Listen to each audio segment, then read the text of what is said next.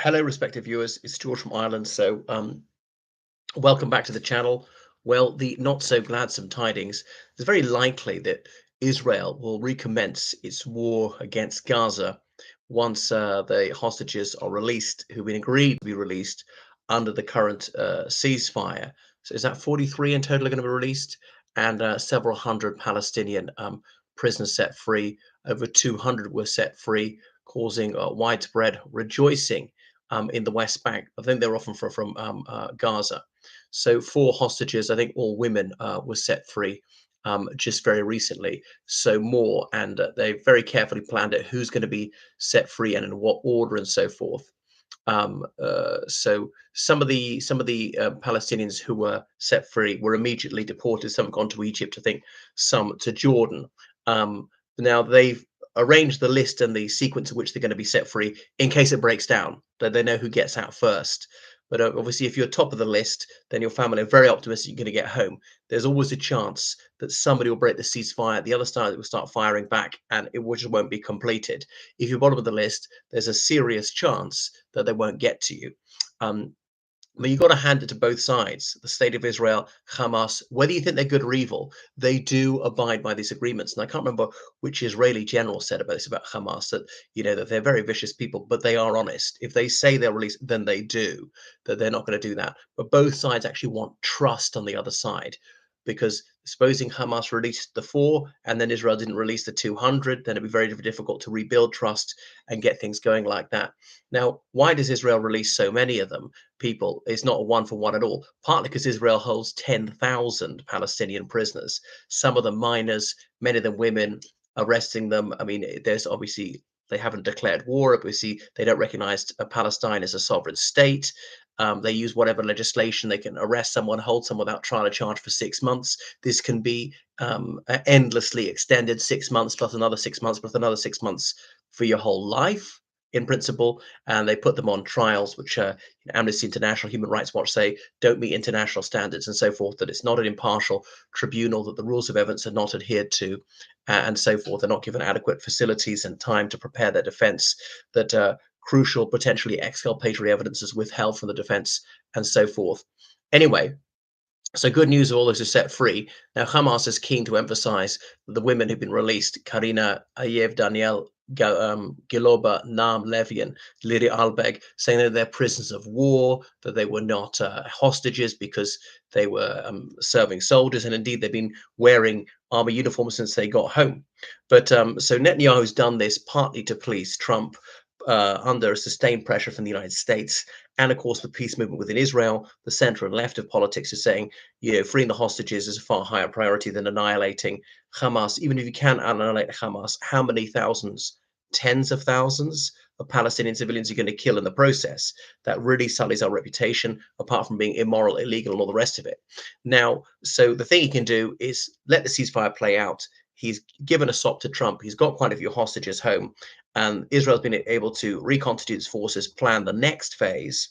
Now, Hamas has perhaps been unwise in this show of war force, going around in uniforms, showing their weapons to say, you see, we're undefeated. But this triumphalism has goaded the Israelis and has been grist to the mill from the ultra hawks, those who've resigned from Netanyahu's cabinets. You see, they're not finished off. We've got to finish the job.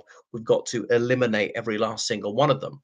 So, and then Netanyahu, by restarting the conflict, probably in late February, can please the ultra vicious wing of Israeli politics, who won't be pleased until 100,000 Palestinian civilians are killed. There are many reasons for the high casualties. People say, "Oh, Hamas is using human shields in a very, very densely populated area." Unsurprisingly, Hamas can never be far from civilians. And civilians might say, "Oh, we're being defended by them," or whatever. But you've got to remember that many Palestinians view them as their army, their defenders, and so on. Say that Palestine is a nation, and most nations have armies. Palestine is no exception, and so forth. Other things to point out. So, and then Trump might not mind so much if he goes on. Perhaps they think that Trump's on his side. Netanyahu can give his chum Trump credit for this ceasefire and all the rest of it, and then Netanyahu try and get the remainder of the hostages out. Of course, you might kill people in the process by blowing up so many buildings so you don't know where they are. And the one thing is, by cutting off food supplies, some maybe food is not going to get to the hostages. Now, Hamas puts a very high priority on keeping the hostages alive.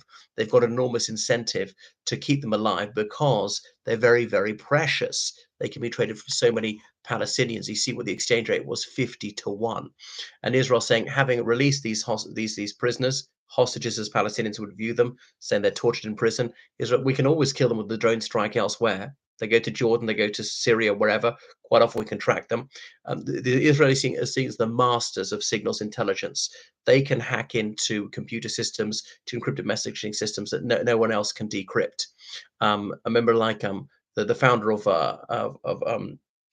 Mossad, Issa the Little, saying it's just by intelligence that a small state like Israel can survive, because it can't match the enemy for numbers or sometimes even for armaments, but it can by cunning, by knowing the enemy's next move, by being able to preempt it, and so forth. Yeah, so Mossad's motto from the Old Testament, by subterfuge ye shall do battle. Netanyahu wants to delay these court cases as much as possible. He's already had one court hearing. There are other court hearings coming up for supposedly bribe taking, for supposedly paying a newspaper editor to give him a more flattering reportage, and so on. So these got to feel sorry for these women. They spent 477 days in Gaza. Many Palestinians say you got to feel sorry for these Palestinian prisoners, because they spent decades there. Now, so, 121 of them serving life sentences. Israeli courts found them guilty of committing murder. Now, the Palestinians say, well, no, that was a sort of military action, killing a soldier in combat. But some of the people these prisoners killed, before they were jailed in Israel, were civilians. In some cases, they had deliberately killed civilians. But Netanyahu knows that Israel has obviously long accepted that people whom they regard as terrorists must be freed for the sake of getting Israelis home, and that matters more, and it's a price well worth paying.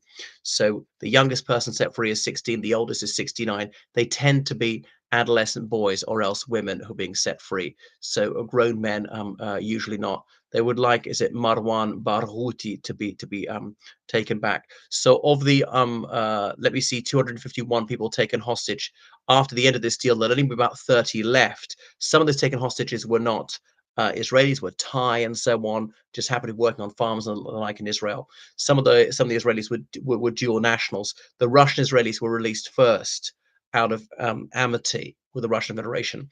One of the women recently released was a British Israeli. But I think Netanyahu will see this as a chance to go ahead.